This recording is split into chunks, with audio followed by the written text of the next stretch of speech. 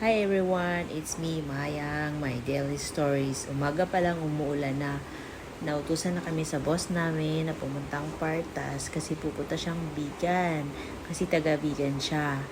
Tapos, afterwards, nagbiyahe na kami pabalik ng office. Nabutan din kami ng ulan.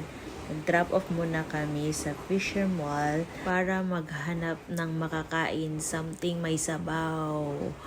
Kaya ramen. Napunta kami dito sa ground floor ng Fisher Mall. Nakita namin itong Heaven Ramen.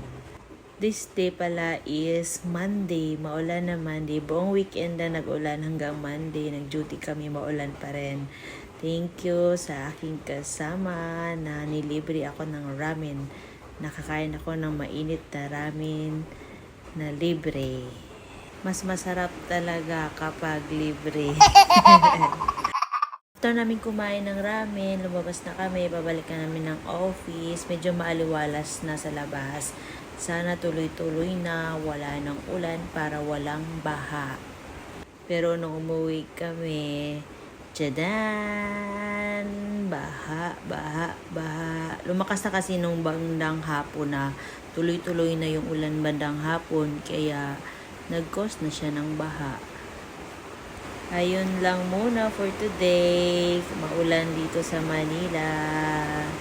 Thank you for watching guys. Bye-bye. Keep safe everyone.